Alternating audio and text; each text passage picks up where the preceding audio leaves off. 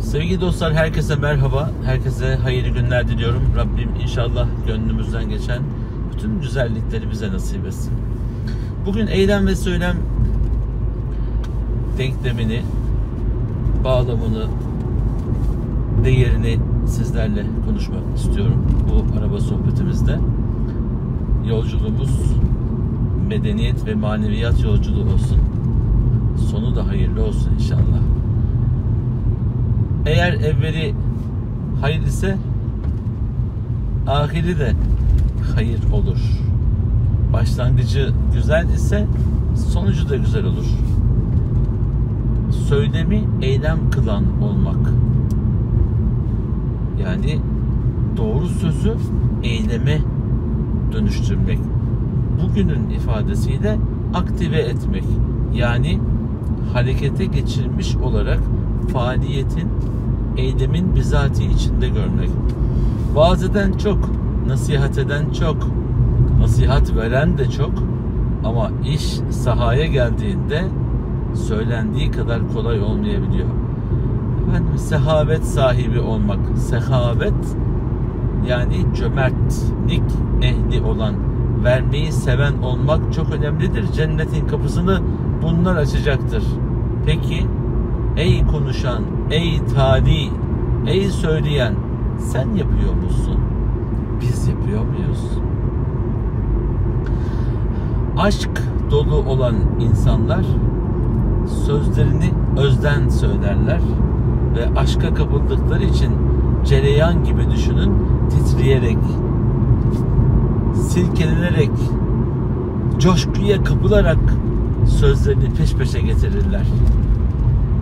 Bir defa aşıklar eğer hafız ise, Kur'an'ı kendi içinde taşıyan bir aşık ise, gönlünde taşıyan, zihninde taşıyan ve diliyle onu okuyarak perçinleştiren ise onun aşkıyla kimse yarışamaz.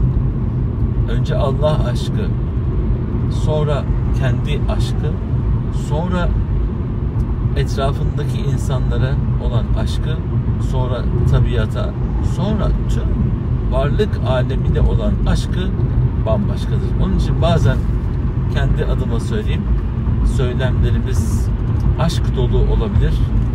Bazen onu söylerkenki şevkimiz, onu söylerkenki verdiğimiz duygu, enerji aşkın olabilir. Yani yüksek bir voltajda, yüksek bir enerjide söyleyebiliriz. Bu bizim iç dünyamızın ne kadar karışık olduğunu değil, gönlümüzün ne kadar taşmaya hazır olduğunun bir göstergesidir. Bazen konuşan insanlar aşka gider, sesleri yükselir. Onları hitabet sanatı olarak bazıları da öğretir. Ses yükseltilince etkili olunmaz. Söz derinlerden gelip, kalbin içinden geçip, kalplerde yerini bulduğunda çok etkili olur. Aynı sözü bir başkası söyleyince bu kadar etkili olmayabilir. İnsanların konuşmaya giriş tarzını taklit edebilirsiniz. Konuşma ses tonunu taklit edebilirsiniz. Ama aşkını, ruhunu taklit edemezsiniz. Kıymetli dostlar, söylem eyleme dönüşmediği sürece söz hiçbir şey ifade etmez. Teori pratikle buluşmadığı sürece teori hiçbir şey ifade etmez. Onun için öğrendiğimiz her şeyi hayatın içinde, sahada bizatihi uygulayan olduğumuz sürece söylememizin bir ifadesi vardır. Eyleme geçmeyen söz, sözde kalır, askıda kalır, boşlukta kalır. Onun için ya eyyühellezine amenu, ey iman edenler, lime tekulûne mâ lâ tef'alûn, yapmadığınız şeyleri neden söylüyorsunuz? Saf suresi 2. ayet-i kerimede Allah Teala böyle buyuruyor.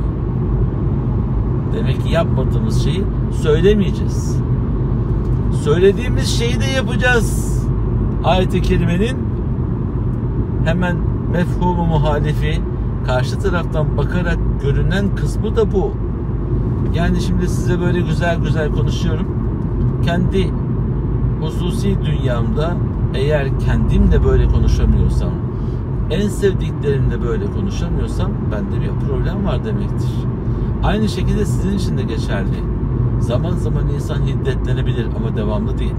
Zaman zaman kavga ruhu gelebilir, anlaşılmaz olur, sıkıntılı olaylar olur, aşamadığımız duygular olur. İnsan hiddetlenebilir ama durup her dakika aynı duygularla insanları şiddet ve hiddet dünyanızın içerisine çekemezsiniz. Eskiden sohbet mahalleri vardı, mahfilleri vardı, kütüphane buluşmaları vardı. Hala vardır mutlaka. Kıraathane, okumahanelerde böyle buluşmalar vardı. Beyoğlu'nda buluşmalar vardı. Sultanahmet'te buluşmalar vardı. Yine Beyazıt'ta Çorlulu Ali Paşa her ne kadar nargilesiyle meşhur olsa da oradaki fikir dünyası önderlerinin, maneviyat dünyası önderlerinin buluşmaları vardı. Hafızların, mevlidhanların buluşma yerleri vardı. Orada bir alim en çok bilen üstada mikrofon verilir ya da kulaklar o kadar açılır, sesler o kadar kısılır ki o alimin söylediği sözler kulaklarda, kalplerde yer bulsun diye. Şimdi her şey dijitalleştiği için olumsuz bir şey yok. Dünyanın her yerinden konuşan hatip, vaiz, üstad, gönül insanı, bütün seslenen, sesi çıkan ve sesi duyulması gereken insanları duymak. Bazen papaz, bazen haham, bazen imam, bazen hiçbir vasfı, dini hüviyeti olmadığı halde güzel bir söz söyleyen ya da sanatkar, söz sanatkarı, sanatçı şarkısıyla, şair şiiriyle, tüccar ticaretiyle, ticaretinin şiiri mi olur? Şiir gibi ticaret yapar. Yaptığı ürünü en güzel şekilde yapar. Söylediğini de, çizdiğini de sahada uygulayarak insanların hayrına sunarsa onun yaptığı eser de şiir gibidir. Araba. Bakın arabayı yapmış adam. Şuraya da imzasını atmış. Camın üzerinde imzası var. Bu ne demek?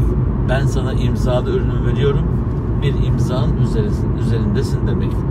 Böyle işini, çizdiğini, söylediğini yapan adama şapka çıkartırlar. Boyunlarını eğerler, hürmet ederler, teşekkür ederler. Bu buluşma mahalleri, mahfilleri artık internet dünyasında dünyanın her yerinden bize servis ediliyor. Biz de içinden aradığımızı yaşımıza, bilgimize, birikimimize, tecrübemize binaen almaya başlıyoruz. Kimisi adam öldürmeyi, imha etmeyi öğrenirken kimisi adamı canlandırmayı, hayata kalkmayı, kaldırmayı, yukarı doğru çekmeyi yani ihyayı öğreniyor. İlmin bütün kapıları açık. Siz hangi kapıdan girmek isterseniz oradan size istikamet çizilir. İstikameti hak, hakikat, iyilik, doğruluk üzerine olanların rotası hiç şaşmaz. Hiç şaşmaz. Haktan, hakikattan vazgeçmeyen insanın yardımcısı da Allah olur. Ve onun işi zor değildir, masrafsızdır. Ama dalaletle işi olan, başkalarının ayıplarıyla işi olan insanların yolu zahmetlidir. Yüzler kızarır, polis yakalar, cezalar gelir, bazen yarım asır, bazen birkaç ömre sığacak cezalar alınır ve çıkmamak üzere hapishanede yatmaya başlar. Ne zulmedin ne de zulme uğrayın. Kendinizi bilgisiz bırakmayın ki çaresiz kalmayasınız. Bu dünya bilgisizliği kaldırmaz. Bu dünya cehaletle çekilecek bir yer değil. Dünyaya tapmayın diyorlar. Allah Teala bize burayı ceza olsun diye mi gönderdi? Yoksa mükafat vermek için bahane mi kıldı? Dünyaya tapmamak lazım. İyi de dünyanın sözüne aldanmamak lazım. Burada misafiriz. Misafirlik sarayı olsa ne yazar ki gideceksek? ebedi alem ve bütün saraylar, bütün güzellikler öte boyutta olacaksa bu dünyada aldanmadan yola devam etmeliyiz. Ama bu dünyayı kötü görmeyin. Bakın şu ağaçlara, bakın şu güzelliğe, bakın şu güneşe nasıl ışıtıyor, nasıl ısıtıyor, nasıl bize aydınlık olup bizi sevindiriyor. Aziz dostlar, güzellikler bizim olsun. Bütün bu güzelliği okuyun, okutun ve insanlarla kendinizle paylaşmaya devam edin. Herkesin ve her şeyin sahibi Yüce Rahman'a emanet olun. Allah'a ısmarladık.